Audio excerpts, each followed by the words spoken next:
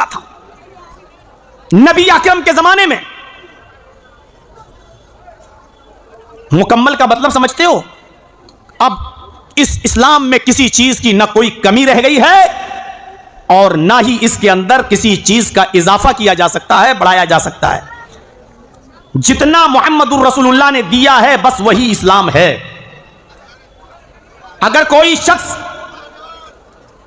नबी अकरम सल्लल्लाहु अलैहि वसल्लम के इस्लाम के मुकम्मल हो जाने के बाद यह कहता है कि नहीं यह काम भी दीन है और अल्लाह के रसूल ने वो हमें नहीं दिया है, तो समझ लो कि वो आदमी यह अकीदा रखता है फ़क़द ज़अमा अन्नहु मुहम्मद क़द ख़ान रिसाला। उसका यह अकीदा है कि मोहम्मद रसूलुल्लाह ने इस दीन के साथ चोरी की है। जो चीज नबी ने नहीं दी और हम उसको दीन समझ के करें तो इसका मतलब यह है कि वो ये समझ रहा है कि मोहम्मद रसूलुल्लाह ने दीन के साथ खयानत की है। ये चीज नबी के बाद जो हम दे रहे हैं वो दीन है, ये समझ रहा है वो आदमी। न इसमें कमी हो सकती है न इसमें बढ़ोतरी हो सकती है। वअतममतु अलैकुम नेमती, हमने अपनी नेमतों को भी पूरा कर दिया। जितनी चीजें हलाल होना थी वो हलाल हो गई, जितनी चीजें हराम होना थी वो हराम हो गई। अब कोई चीज जो हलाल हो चुकी कोई हराम नहीं कर सकता, जो हराम हो गई उसको कोई हलाल नहीं कर सकता। अब हलाल और हराम सबको मुकम्मल कर दिया गया है। लिहाजा चोरी हराम है वो हराम रहेगी, डकैती हराम है वो हराम रहेगी, जुआ हराम है वो हराम रहेगा। जो चोर की सजा पहले थी वो अब भी है। अस्सारिकु वस्सारिकतु फक़्तऊ अयदियहुमा, चोरी करने वाले मर्द का और चोरी करने वाली औरत का हाथ काट डाला जाए। अभी इस तफसील में नहीं जाऊंगा कि कितनी चोरी हो, कौन सा हाथ काटा जाए, कितना काटा जाए।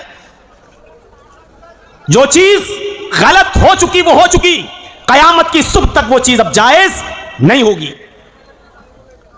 जो चीज हराम कर दी गई वो हराम रहेगी, कयामत की सुबह तक उसको कोई भी हलाल अब नहीं कर सकता। इस नेमतों को मुकम्मल कर दिया गया। शराब हराम है, हराम रहेगी,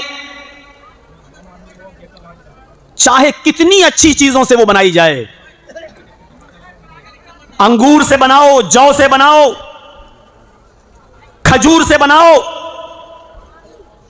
चाहे कितनी पाकीज़ा चीजों से बनाओ, अगर वो सड़ गया, उसमें नशा आ गया तो वो हराम रहेगी। कयामत की सुबह तक कोई उसको हलाल नहीं कर सकता। सूद हराम है, हराम रहेगा, इसमें कोई कंडीशन नहीं लगेगी। जैसे आजकल के बहुत से हिंदुस्तान में ऐसे कठमुल्ले पैदा हो चुके हैं जो कहते हैं कि हिंदुस्तान में रहना है तो सूद हलाल है, खा सकते हो। उनसे पूछो कि दलील, तो कहते हैं कि हिंदुस्तान में काफिरों की हुकूमत है और हमें उनके इशारों पे चलना पड़ता है, इसलिए यहां बगैर उनकी बैंकों के और बगैर उसके सपोर्ट के हम रह नहीं सकते, लिहाजा यह दारुल हर्ब है हिंदुस्तान, यहां सूद खा सकते हैं। हालात और कंडीशन की बुनियाद पर वो कहते हैं कि जायज है, लेकिन सूद किसी भी कीमत पर जायज नहीं होगा। आपको गवर्नमेंट मजबूर नहीं कर रही है कि आप सूद खाइए, आपको बैंक मजबूर नहीं कर रही है कि सूद लीजिए। देने के लिए तो मजबूर करती है, आपने लोन लिया है तो आपको सूद के साथ वापस करना होगा, लेकिन आपको मजबूर नहीं करती है बैंक कि आप जो है हमसे लोन लीजिए। इसलिए सूद भी हराम रहेगा, कोई भी कंडीशन सूद को हलाल नहीं कर सकती। सूअर हराम है, हराम रहेगा।